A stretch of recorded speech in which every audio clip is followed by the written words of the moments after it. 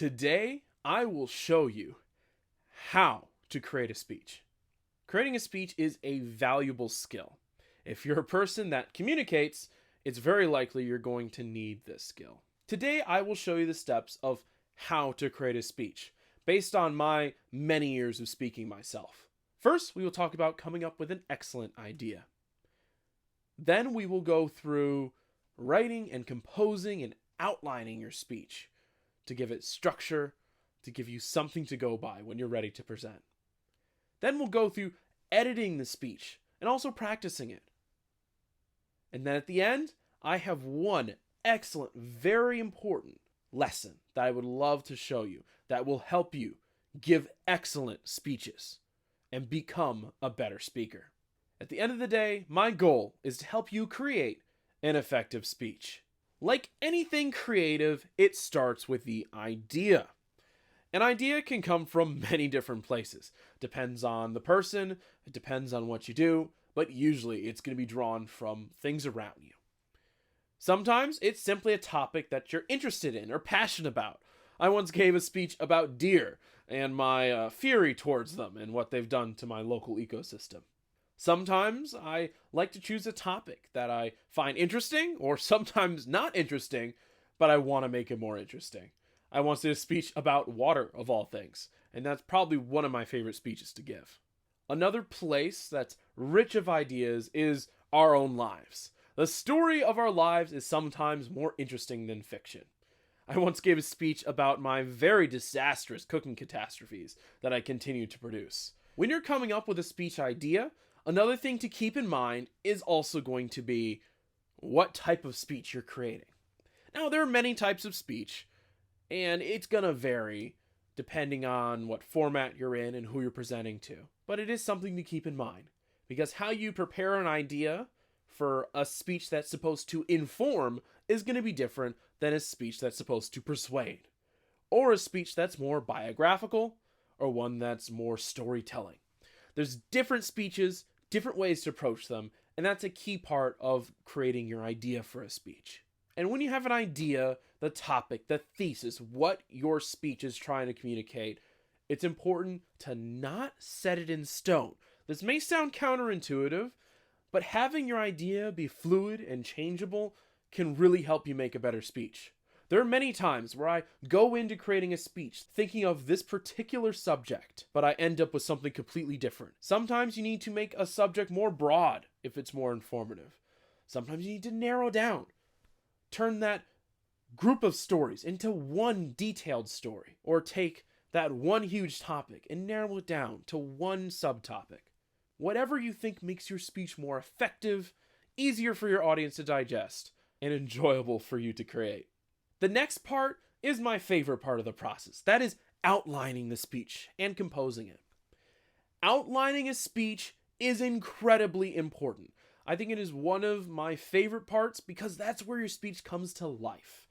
Having an organized, well-outlined speech will help your speech become more cohesive, comprehensive, and impactful on your audience. Now, here's the way I recommend starting if you're outlining a speech. And that's the 5-point outline. This is very typical, and it is a great way to approach speeches, and it's the way I approach most of my speeches. You start with an introduction. That's where you introduce the thesis of your speech. What are you trying to communicate? What is your message, your topic? That's where you want to set that in stone. And then give your audience a little preview of what you're going to talk about. After you introduce them to your speech, you're going to go down 3 main body points. Each of those points is going to be the main content of your speech. It's the bulk of your speech and where you're going to communicate most of your information, story, and idea. Once you're done communicating the main content of your speech in the 3 main body points, then we have a conclusion. This is where we send our message home. We make our topic clear, giving our audience a little review of what we've discussed, but bring home an important message. This is so important. This is where the audience receives the impact from your speech. This is where they're going to remember that final moment. How you end your speech is incredibly important in leaving a lasting impression. Once you have that outline, there's a couple different ways we can go. For me, I really enjoy just presenting from the outline. I fill out the outline maybe about 3-4 levels deep, and then that's what I present from as my notes. Some folks, it's going to be easier to take your outline and then write it out in an essay format, paragraph by paragraph, and just memorize that whole section. Regardless, the point I would like to emphasize is having an outline of any sort is going to make your speech more structured, cohesive, and easier for your audience to receive. Now that you've outlined and written out your speech, take a moment, feel proud of yourself. You have gotten over probably the biggest hump, being creative, putting pen to paper, and making your speech come to life. But we are not done yet. Now we have to edit and practice the speech. The reason I have these two actions together in this video is because I believe they're integral. Because remember, speaking is different than writing. Just because something is written out and it reads well doesn't mean it will be heard well by an audience listening to you speak it. So when you're practicing, make note of what feels right, what flows well, what sounds good, not just what writes or looks good. We have to think about the audience that is listening and watching us.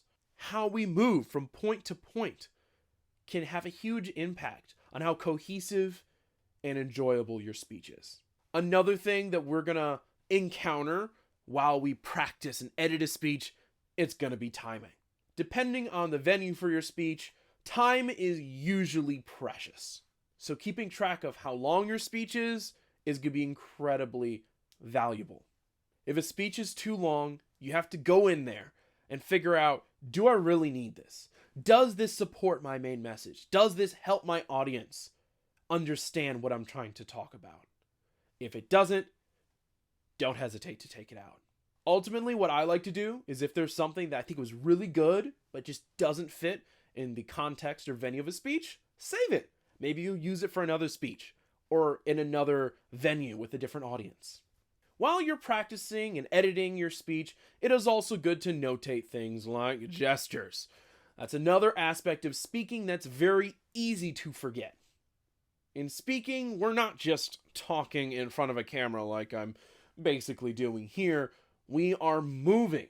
We use our hands, our posture, our movements to communicate with our audience what we're trying to do. You can notate certain gestures appearing at certain parts of your speech. Now, one other key part of practice is practicing as much as able. The more you can get yourself in front of an audience and maybe get some informed feedback from them, the better your speech will be. Today, I presented how to create a great speech. How to take an idea, how to outline it, how to compose it, and then how to practice and edit it.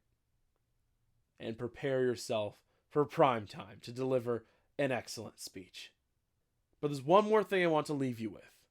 No matter how many tips you learn from myself or any other speaking experts, no matter how many books you read about speaking, they won't help you as much as this will. And that is to start speaking.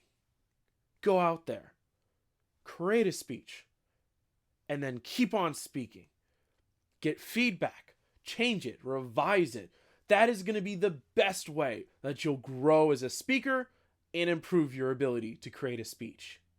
Ultimately, you can learn through experience how you can best prepare a speech to your own weaknesses, your own style, your own color to it. And that is my biggest tip for you. Get out there and start speaking. That is ultimately the best way to create a speech.